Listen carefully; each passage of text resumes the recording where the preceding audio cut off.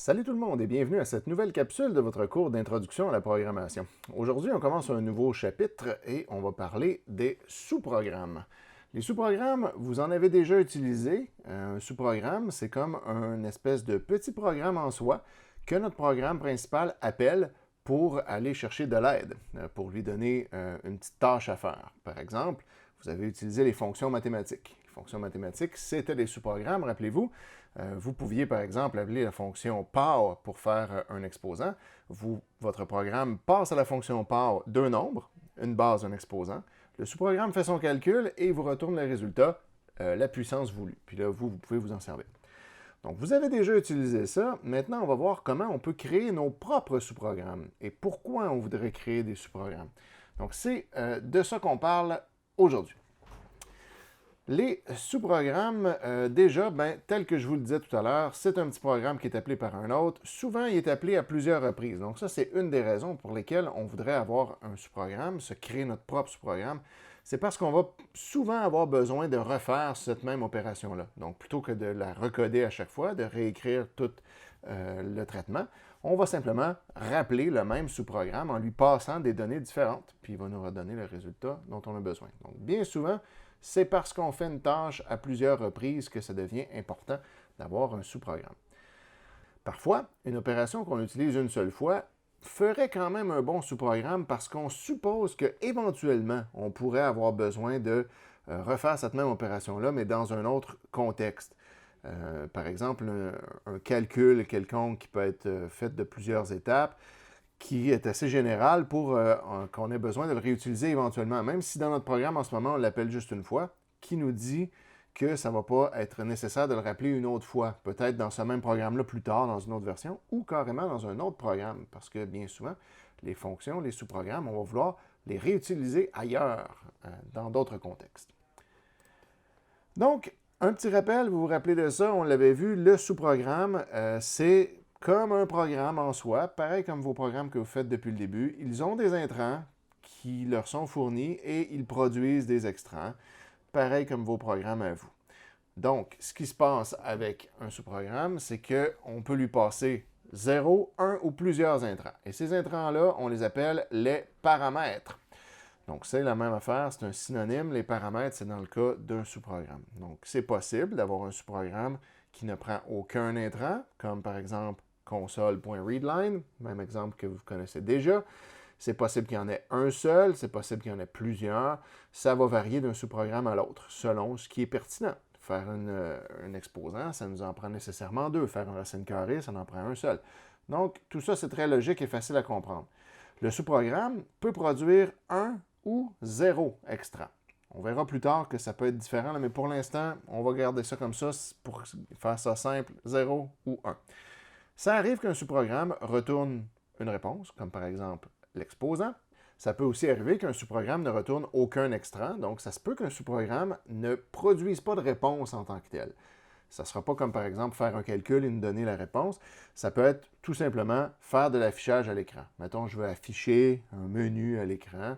Une fois que le menu est affiché, j'ai fini, on revient au programme principal. Je sais que je vais avoir souvent à rappeler ce même sous-programme-là pour qu'il me raffiche le même menu. Donc, ça vaut la peine de le mettre dans un sous-programme puisque je vais l'appeler plusieurs fois. Mais lui, il n'a pas de réponse à nous donner après. Il a affiché son affaire et il a terminé. Donc, c'est dans ces cas-là qu'un sous-programme pourrait ne pas avoir d'extra. Donc ça, normalement, vous savez déjà tout ça puisqu'on en a parlé dans le chapitre 1 lorsque vous avez appelé des fonctions mathématiques. N'oublions pas qu'un sous-programme, c'est un terme général qui veut dire un programme utilisé par un autre, un petit programme qui est utilisé par un autre. Mais les sous-programmes sont en deux grandes catégories, les fonctions et les procédures. Et c'est très facile à différencier. Une fonction, c'est lorsqu'elle a un extra, comme par exemple toutes les fonctions mathématiques ont toujours un extra puisqu'elles retournent un résultat d'un calcul quelconque, d'une opération mathématique. Et une procédure, c'est lorsqu'elle n'a pas d'extra, donc par exemple afficher un menu à l'écran, c'est une procédure. Par contre, bien souvent, puis moi ça m'arrive régulièrement, vous allez entendre le mot fonction, même si c'est une procédure. Donc ça, c'est un peu un abus de langage, mais ça arrive souvent qu'on dise les fonctions, en voulant parler en fait de tous les sous-programmes en général. Mais le vrai terme, c'est une fonction, ça a un extra, une procédure, ça n'en a pas. Et le terme général, c'est des sous-programmes. Un sous-programme a trois composants. Donc, lorsqu'on veut faire nos propres sous-programmes, on va avoir trois choses à faire. D'abord, la signature du sous-programme, c'est un peu son mode d'emploi, son manuel d'instruction. Elle va nous dire comment utiliser le sous-programme. On va y revenir tantôt. Je vous présente ça et je vous donne des exemples ensuite. La définition, ça, c'est le code qu'il y a à l'intérieur du sous-programme. C'est les instructions qu'il compose. Parce qu'un sous-programme, c'est comme un programme. Ça a des instructions, ça a du code et ça fait quelque chose. Donc, il y a un traitement qui se passe là-dedans. Vous allez y mettre du code de la même façon que vous mettriez du code dans le main pour faire votre propre programme. C'est là que le traitement va se faire et il va y avoir en quelque part, ce n'est pas tout à fait une composante d'un sous-programme, mais si on se fait un sous-programme, c'est parce qu'à un moment donné, on veut l'appeler pour qu'il fasse sa job. Donc, il y a un endroit en quelque part où on va utiliser notre sous-programme. Souvent, par exemple, dans le main, on va appeler le sous-programme et ce sous-programme-là va, à ce moment-là, faire sa job et retourner son résultat s'il y en a un. Évidemment, c'est possible de faire plusieurs appels à un même sous-programme à plusieurs endroits différents. Donc, il n'y a pas toujours juste un seul appel à une place. Bien souvent, on va l'appeler à plusieurs endroits différents, parfois en lui passant des intrants différents. Donc, ça, c'est les trois composantes. À chaque fois qu'on va se créer un sous-programme, c'est sûr qu'on va faire la signature, la définition, puis on va vouloir l'appeler en quelque part, sinon pourquoi on aurait fait ça? Donc la signature, qu'est-ce que c'est exactement? Bien, une signature, c'est une ligne qui indique que notre sous-programme existe. C'est comme une déclaration du sous-programme et qui nous indique comment il fonctionne. Tous les sous-programmes vont toujours, cette session-ci, commencer avec le mot statique. Statique en anglais, donc static, TIC. On écrit toujours ça au début. Vous allez apprendre à l'hiver prochain qu'est-ce que ça veut dire exactement, puis pourquoi on met ça. Pour l'instant, faites juste nous faire confiance, puis toujours écrire ça au début. Ça prend quand même beaucoup de connaissances avant de pouvoir bien comprendre pourquoi on fait ça. Mais retenez que pour l'instant que chaque sous-programme commence par statique. Tout le temps, tout le temps. Ensuite, on va mettre un type. Le type, c'est quoi? C'est un type de données, de la même façon que vous avez déjà vu, par exemple, int, double, float, etc. C'est le type du retour du sous-programme. Donc, votre sous-programme, quand il vous retourne une réponse d'un certain type. Et ça doit être déclaré dès le départ dans la signature. Il faut pouvoir dire, mon programme, il retourne un int ou il retourne un double. C'est très important parce que ce retour-là, quand on va vouloir l'utiliser, il va falloir le placer dans une variable du type approprié. Donc, il faut que le compilateur puisse savoir c'est quoi ce type approprié-là. Ensuite, on va donner un nom dans notre sous-programme. Donc, par exemple, les fonctions mathématiques ont chacun un nom. Il y a SQRT pour square root, la racine carrée, POW pour l'exposant, ABS pour la valeur absolue, etc. Donc, évidemment, un sous-programme doit avoir un nom si on veut pouvoir l'appeler. Il faut qu'on puisse pointer vers lui d'une façon quelconque. Notre nom, on va généralement, dans le cadre de ce cours-ci, convenir qu'on veut le mettre avec une lettre majuscule au départ. Donc, très important, notre nom est toujours écrit d'abord avec une majuscule. Les variables, on a vu qu'elles commençaient par une minuscule, mais les fonctions, les sous-programmes, commencent par une majuscule. Et si le nom est composé de plusieurs mots, on met aussi une majuscule à tous les autres mots et on ne met pas d'espace, tout ça, ça va être collé. Donc, on n'a pas le droit de mettre d'espace dans les noms des sous-programmes, pareil comme dans les noms des variables. Et là, ensuite, on va mettre des parenthèses. Donc, il y aura toujours une paire de parenthèses après. Ces parenthèses-là sont obligatoires. Dès qu'on a un sous-programme, ça vient toujours avec deux parenthèses. Parfois, il n'y aura rien dedans, parfois, il y aura quelque chose dedans, mais les parenthèses, elles, sont tout le temps là. Ça, vous l'avez vu aussi en utilisant les sous-programmes. Par exemple, quand on fait un console.readline, on n'a pas besoin de lui passer un intrant pour qu'il puisse faire sa job. Il fait juste lire au clavier et c'est tout. Mais il faut quand même laisser les parenthèses avec rien entre les deux. Et si on a besoin, ben là, on va mettre une liste de un ou plusieurs paramètres entre les parenthèses. Chaque paramètre va avoir un type. Ça, c'est très important. En C#, tout est toujours typé. Les variables ont un type de données. Les sous-programmes retournent un certain type de données, mais leurs paramètres sont d'un certain type de données aussi. Par exemple, quand on veut faire un exposant, on va passer un premier paramètre qui est un nombre décimal, un double, et un deuxième qui est un nombre entier. L'exposant, c'est toujours un entier. Donc, chacun a son type, c'est très important. Donc, on va toujours avoir le type suivi du nom, comme quand on déclare une variable. On écrit le type en premier, ensuite le nom. Si on a plusieurs paramètres, on va mettre ensuite une virgule et ensuite un deuxième paramètre avec son type, son nom. virgule, un type, un nom. Et ainsi de suite, autant de fois qu'on en a besoin. Combien de paramètres on met? 0, 1, 2, 3, 4. Ça dépend de ce qu'on veut faire avec. Donc, le type de paramètre et le nombre de paramètres, c'est à nous de le déterminer selon ce qu'on compte faire avec notre sous-programme. Et ça, c'est la signature. En dessous de la signature, on va mettre une accolade ouvrante et une accolade fermante. Et entre les deux, il y aura la définition qui viendra. On y reviendra tout à l'heure. Donc, c'est la signature de la fonction ou de la procédure. Un petit exemple, tout simple. Mettons que je me fais une fonction qui s'appelle puissance 2. Et le but de cette fonction-là, c'est prends un nombre, mets-le au carré. Donc, mets-le à la puissance 2. Par exemple, 3 à la puissance 2, ça devient 9. 5 à la puissance 2, ça devient 25. 10 à la puissance 2, ça devient 100. Donc, je veux avoir une fonction qui sert à faire ce calcul-là. Je lui donne un nombre, puis elle me retourne la puissance 2. Comment je vais faire la signature de cette fonction-là? J'écris statique. J'écris tout le temps ça. Ensuite, le type de retour, je vais décider si c'est un double. Je veux que cette fonction-là retourne un double. Ça, c'est à moi un peu de décider comment je veux gérer ça. Et ensuite, le nom de la fonction, je l'appelle puissance 2, avec un P majuscule, puisque c'est un nom de fonction. Et à l'intérieur, je vais nécessairement avoir besoin d'un intrant, parce que je ne peux pas appeler la fonction puissance 2 puis qu'elle me donne une réponse si je ne lui ai pas donné un nombre à élever à la puissance 2. Je ne peux pas, par exemple, aller vous voir et vous dire « Donne-moi donc la puissance 2 ».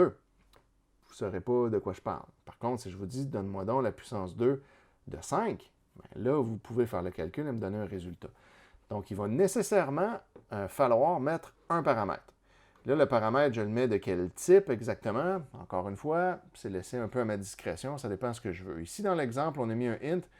On aurait pu mettre un double. Puis même, en fait, probablement qu'on aurait dû mettre un double puisqu'il va retourner un résultat qui est un double. Donc, pourquoi avoir un int au départ? C'est étrange. Si on met un int ici, ça va vouloir dire que ce qu'on va faire, c'est de limiter à des nombres entiers les nombres que je vais pouvoir mettre à la puissance 2. Alors que c'est très possible de mettre un nombre décimal à la puissance 2. Donc, si je voulais, je pourrais changer ça pour un double. Il suffit de réfléchir un peu à ce qu'on veut faire. Et ensuite, les accolades. Si j'ai deux arguments ou deux paramètres, ça c'est synonyme, par exemple, je veux faire une petite fonction qui calcule la distance d'un tir selon l'angle et la vitesse. Vous vous rappellerez de ce petit problème-là. Je vais juste descendre un petit peu mon visage. L'exercice du tank qui tirait des projectiles, mais ça pourrait être une bonne idée de fonction. C'est une fonction que je lui dis, voici la vitesse initiale et voici mon angle en degrés. Retourne-moi, c'est quoi la distance de tir? Je vais faire ça comme ça. Statique, comme toujours. Je veux que ça retourne des doubles. Je l'appelle distance tir, donc notez les majuscules, pas d'espace. Et là, entre parenthèses, je vais avoir besoin de lui passer deux choses, parce qu'on sait que la formule pour calculer la distance de tir, qui est un peu complexe, une formule mathématique, va avoir besoin de savoir à quelle vitesse part le projectile et à quel angle. Puis là, ça va déterminer à quelle distance il va se rendre. Donc, je lui passe la vitesse initiale et l'angle en degrés, et je me dis, ça va être des doubles les deux. Comme ça, je peux avoir une vitesse avec un nombre décimal, un degré avec un angle par contre, par exemple, avec un nombre décimal. Et tout ça, ça va me retourner un résultat avec un nombre décimal. Donc, je mets des doubles partout. Et voilà, j'ai ma signature. Donc, vous voyez que quand on a plusieurs paramètres, on fait juste les séparer par des virgules. On pourrait en avoir d'autres si c'est pertinent. Dans ce cas-ci, ce n'est pas pertinent d'en avoir d'autres. Fait que ça, c'est le principe de la signature. Une signature, ça ne dit pas comment le calcul va se faire. Ça fait juste déterminer qu'est-ce qui rentre, qu'est-ce qui sort, comment s'appelle mon sous-programme. Donc, il y a ces deux intrants qui sont tous les deux des doubles. Il y a un extrant qui est un double. Le traitement exact va se faire dans la définition. On y arrivera après. Une petite procédure maintenant. Une procédure, c'est comme une fonction, mais qui ne retourne rien. Vous vous rappelez de ça tantôt? Donc, qu'est-ce qu'on va faire? On va devoir utiliser le type void. Void, ça veut dire nul ou bien absence de type, rien. On est obligé d'écrire explicitement le mot void. On ne peut pas juste écrire statique ma procédure en supposant qu'il n'y a pas de type de retour, donc j'écris rien. On est obligé de lui en mettre un type. Mais ce qu'on va faire, c'est qu'on va utiliser le type void lorsqu'il ne retourne rien. Pour dire c'est une procédure, ça ne retourne rien. Et tout le reste, c'est pareil. La procédure va avoir un nom, des parenthèses, peut-être des paramètres, peut-être pas. Si elle en a, on les met avec chacun leur type et des virgules s'il y en a plusieurs. Donc, notez que c'est très possible qu'une procédure ait des paramètres. C'est possible qu'une fonction n'en ait pas. Ça ne vient pas toujours ensemble nécessairement. Donc, on peut avoir une procédure qui n'a pas de type de retour, qui est void, qui ne prend pas de paramètres. Une procédure qui en prend. Une fonction qui retourne, mettons, un double, qui n'a pas de paramètres. Une fonction qui retourne un double et qui prend des paramètres. Donc, toutes ces possibilités-là peuvent exister. Ce n'est pas parce que c'est une procédure qu'il n'y a rien entre les parenthèses. C'est une procédure quand il y a void ici, tout simplement. Voilà. Alors maintenant qu'on sait comment faire des signatures, on a écrit comment notre sous-programme va fonctionner, on sait qu'est-ce qu'il va prendre comme attribut, qu'est-ce qu'il va retourner. Mais là, comment on fait pour lui faire faire la job? Bien, ça, c'est la définition. La définition, c'est le corps de notre sous-programme. Et ce corps-là va aller entre les accolades. Et c'est là qu'on va y mettre le code qu'on veut. Le même genre de code qu'on aurait pu mettre directement dans le main, on peut aussi l'écrire dans le sous-programme. Donc, il peut y avoir des déclarations de constantes, des déclarations de variables, du traitement quelconque, des opérations mathématiques, des readlines, des writelines, n'importe quoi qu'on veut. Tout ça, là, c'est tout le même genre de code qu'on aurait pu mettre dans le main. Notez que, et ça je vais y revenir dans les capsules subséquentes, puis ça va être vraiment très important, quand on déclare des constantes et des variables, c'est des constantes et des variables qui sont privées, qui n'appartiennent qu'à ce sous-programme-là. Donc c'est juste ces petites constantes et ces petites variables juste à lui.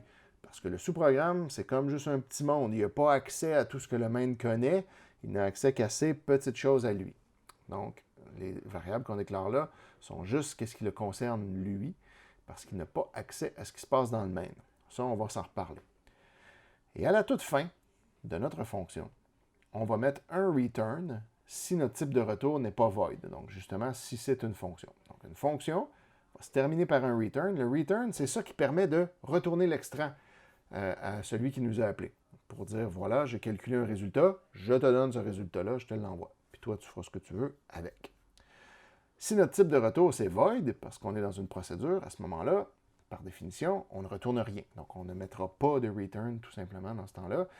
Par exemple, si je veux afficher un menu à l'écran, ben, je l'affiche, je fais des writelines, puis après, c'est tout. Je n'ai rien d'autre à faire. Mais si je fais un calcul de distance de projectile, quand j'ai fini mon calcul, j'ai une réponse, ben, je vais la retourner avec un return.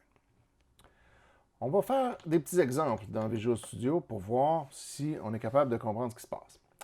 Donc, vous voyez ici un code vide, un squelette de code, et d'ailleurs, j'en profite pour vous montrer le main qui est ici. Regardez ce qui est écrit avant, static void. Ça veut dire que le main est lui-même une procédure. Il commence par static, et ensuite un type de retour void, parce que le main, c'est comme un sous-programme comme tous les autres. La seule petite différence, c'est que lui, il est appelé automatiquement quand on commence. Mais c'est quand même une procédure qui va avoir des choses à faire et qui ne retournera pas une valeur de retour. Quand le main a terminé, il a terminé. Il ne retourne pas un résultat à quelqu'un, mais il va faire de l'affichage, puis il va faire des trucs. Donc, c'est lui-même une petite procédure. Nous, quand on va se déclarer des procédures et des fonctions, on va les déclarer ici. Donc, à l'intérieur de la classe programme, mais à l'extérieur du main. C'est des blocs indépendants. Donc, on a le main et on a chaque sous-programme va être un autre bloc indépendant. Donc, on va y aller avec ça. Comment j'écris ça? Bien, supposons que je me fais une petite procédure afficher menu qui ne prend aucun paramètre. Bien, je vais simplement écrire ça comme ça. Statique void, donc statique comme tout le monde, void parce qu'elle ne retourne rien. Afficher menu, c'est le nom de ma procédure, et elle n'a pas besoin de paramètres. Donc, par exemple, à chaque fois que je vais l'appeler, elle va écrire à l'écran un menu. Donc, je vais simplement lui mettre un writeline. Menu. Bon, peu importe. Donc, j'écris ça comme ça, puis là, elle va m'écrire un choix, par exemple, vous pouvez choisir, bon, blablabla. On suppose qu'il y aurait du texte ici, on pourrait en mettre longtemps. Donc ça, c'est ma petite procédure bien simple, afficher menu. Ça serait possible d'avoir une fonction qui retournerait quelque chose. Donc justement, on en parlait tantôt, vous vous rappelez de l'exemple du tank. Si je décide que je veux me faire une fonction qui s'appelle distance de tir et que sa job, elle, c'est de prendre une vitesse initiale et un angle en degrés, puis faire le petit calcul pour trouver la distance et me retourner cette distance-là. C'est un peu la même chose que de le faire dans le main, mais au lieu de le faire direct dans le main, on le fait dans sa propre fonction pour qu'on puisse l'appeler à chaque fois qu'on en a besoin, en lui passant des distances, des vitesses et des angles différents. Fait que, par exemple, on pourrait utiliser, par exemple, la distance, la vitesse initiale et l'angle en degrés. Et là, on déclare ça. Donc, on a notre statique, le type de retour. On fonctionne avec des doubles. Elle va recevoir deux doubles, une vitesse et un angle, et elle va retourner un double qui va être la distance, qui va être la réponse. Mais là, pour ça, ce qu'on va faire, c'est qu'on ne va pas se casser trop la tête. Je vais aller chercher la solution que j'avais déjà avant. Donc, je vais simplement dire ici, je copie cela. Donc, ça, c'est ma réponse à l'exercice du tank. Mais là, il y a plein d'affaires qui ne fonctionnent pas là, parce qu'il va falloir qu'on change, qu'on rajoute des déclarations. Par exemple, ici, là, je calculais un angle en degrés, je le multipliais par pi divisé par 180 pour obtenir l'angle en radian, parce que je sais que j'ai des sinus et des cosinus à faire et qu'eux ont besoin d'un angle en radian. Et que l'angle que je suis est en degrés, puis tant mieux, parce que c'est bien plus fun d'appeler une fonction en lui donnant un angle en degrés. Donc, l'angle en radian, il va falloir que je le déclare, parce que là, il n'existe pas encore. Donc, je ne déclare angle en radian comme étant un double. Puis là, ben, cette erreur-là disparaît. Maintenant, il fait le calcul. Et après ça, la distance, il va falloir aussi que je la déclare pour pouvoir, après ça, y mettre la distance. Qu'est-ce qui me reste maintenant? La vitesse initiale. Ben, ici, c'est juste que j'ai pas, mon paramètre n'a pas le même nom, mais tiens, je vais le renommer au complet comme ça. Donc là, je lui dis, prends la vitesse initiale que tu vas avoir reçue en intrant et plug-la dans ce calcul-là. Donc là, vous comprenez, au départ, on va lui donner des valeurs à placer dans ses paramètres. Il va les mettre dans ses calculs. Donc la vitesse initiale va être placée ici.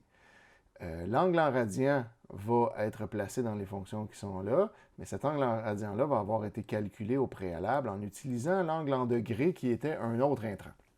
Donc, ma petite fonction a dit, donne-moi une vitesse initiale, donne-moi un angle en degrés, et moi, je vais m'en servir pour faire mes calculs. L'angle en degrés que tu m'as donné, je le convertis en radian. Et puis ensuite, cet angle en radian-là et la vitesse initiale que tu m'as donnée, je les utilise pour faire tous les calculs selon ma formule mathématique. Tout ce qui me manque, c'est l'accélération gravitationnelle, que je ne connais pas ici. Donc, gravitationnelle, ça prend 2n, c'est une constante. Donc, elle devrait exister, constante double, et on sait que c'est censé être 9.8. Donc, vous voyez, la fonction déclare ses propres variables, déclare ses propres constantes, si c'est nécessaire, fait ses propres traitements pour arriver à une réponse qui est la distance. Et lorsqu'elle a terminé, elle va retourner cette distance-là avec la fonction return, c'est-à-dire le mot réservé return. Elle va dire, je retourne la distance à celui qui m'a appelé. Donc, ça nous fait un petit bloc qui est indépendant du reste. Il va faire sa propre calcul, ses propres opérations en disant, moi, j'ai reçu deux informations. C'est les deux informations dont j'ai absolument besoin pour être capable de calculer une distance, savoir à quelle vitesse part le projectile et à quel angle il a été lancé. Tu me donnes ces deux affaires-là, moi, je m'arrange. Je me déclare mes propres variables que j'ai besoin, je déclare ma propre constante si j'en ai besoin d'une, je fais mes calculs en utilisant tes données et en utilisant les chiffres que je connais, et quand j'obtiens la réponse, je te la retourne après. Donc, c'est ça le principe de déclarer une fonction. Une fois qu'on a déclaré une fonction, ben là, on peut ensuite l'appeler. Appeler une fonction, ça, vous savez comment faire ça parce qu'on l'a vu déjà dans le chapitre précédent. C'est pareil, appeler une fonction qu'on a codée nous-mêmes que d'appeler une fonction mathématique qui était codée avant. On l'appelle à un certain endroit, par exemple dans le main, on lui passe les valeurs qu'on veut mettre dans les paramètres, dans le bon ordre et selon le bon type, et si elle a une valeur de retour, on doit en faire quelque chose. Donc, par exemple, ici, je vais retourner dans mon code ici, dans le main. Mettons que j'ai une vitesse Je vais me la déclarer ici. Donc, le main, lui, il ne connaît pas les variables qu'il y a dans la fonction. Lui, c'est comme un autre monde. Lui, sa job, c'est de poser des questions à l'usager puis d'appeler la fonction quand il en a besoin. Donc, il va demander, on va faire ça vraiment cheap, il va simplement aller lire une vitesse à la console. Donc, il va la transformer en double. Donc, il ne posera même pas de questions, là, il va juste lire directement. On fait ça simple. Une vitesse et un angle. Donc, ça, c'est comme vous êtes habitué de faire, mais disons qu'on garde ça bien simple. Une fois qu'il a obtenu la vitesse et l'angle, il va se déclarer une distance et il va dire ma distance va être égale à quoi? Là, lui, il ne fait pas le calcul lui-même. Il sait qu'il y a un sous-programme qui existe, qui est à son service. Fait qu'il va juste appeler le sous-programme en disant moi, je n'ai pas envie de me casser la tête, mais toi, tu sais comment calculer des distances de tir, donc fais-le donc. Je t'appelle distance tir et entre les parenthèses, je vais te passer les paramètres que tu t'attends de recevoir. Et là, vous voyez, ils sont d'ailleurs réécrits ici dans la petite bulle. De toute façon, ils sont écrits juste là aussi dans notre cas, vu que c'est juste au-dessus. Tu veux recevoir d'abord une vitesse, parfait. Je te donne la vitesse que moi j'ai lue au clavier. Tu veux ensuite recevoir un angle, parfait. Je te donne l'angle que j'ai lu au clavier. Et j'ai terminé. Donc, je t'ai appelé. Et toi, quand tu vas me retourner une réponse, je vais la stocker dans ma variable distance. Et après ça, je vais l'afficher à l'écran. Pardon. Donc ça sera ma réponse. Évidemment, l'interface est un petit peu botchée, là. Il ne pose pas de questions, il écrit une réponse. Ça va se passer bien simplement, mais ça va fonctionner. Regardez ce qui se passe quand je compile tout ça. Je me retrouve avec une console qui va tout simplement attendre que je lui passe des nombres. Donc, elle va me poser aucune question, puis elle va juste attendre là. Bon, moi, je vais lui entrer une vitesse. Donc, je sais qu'elle s'attend à une vitesse, fait que je vais y en donner. Et elle s'attend à un angle, ensuite, je vais y en donner un. Un angle en degrés, 45 degrés. Et ça va me donner la distance. Donc, qui est la bonne distance selon l'exercice qu'on avait fait avant. Donc, vous voyez, c'est pas mal la même affaire que ce que j'avais dans l'exercice 1.7, mais la différence, c'est que là, maintenant, il y a un bloc qui a été déclaré comme une fonction. Et ça, c'est pratique parce que si on avait plusieurs fois à calculer d'autres distances avec d'autres vitesses et d'autres angles, mettons que juste après, je recommence puis j'en fais un autre, bien, je n'ai pas besoin de tout recopier ce code-là pour recalculer de nouveau. J'ai juste à appeler encore. Par exemple, je pourrais dire, une fois que j'ai fini, j'en calcule une autre, la distance de tir. Puis là, cette fois-ci, encore plus cheap, je ne vais même pas faire de readline. Je vais juste mettre des vitesses puis des angles directement. 30 mètres par seconde, 20 degrés. Et après ça, affiche la distance. Bien, vous voyez ici, mon main est très facile à comprendre. Il fait juste appeler la distance de tir. Il obtient une réponse. Il la garde dans une variable. Et ensuite, il l'affiche. Je n'ai pas besoin de tout réécrire, tout le gros code compliqué de calcul. Il a déjà été écrit une fois. Je l'appelle encore avec des intrants différents. Et là, la réponse va être un extrait différent que je vais pouvoir afficher. Donc, si j'essaie, par exemple, la première fois, il attend que je lui donne des nombres. Donc là, je vais lui donner, comme tantôt, mettons, 20, 45. Et là, ça me donne la même réponse. Et tout de suite en dessous, ça me donne la réponse que j'aurais avec les chiffres 30 et 20. Donc, si j'envoie un projectile à 30 mètres par seconde, 20 degrés, il va se rendre plus loin, comme ça. Tout simplement.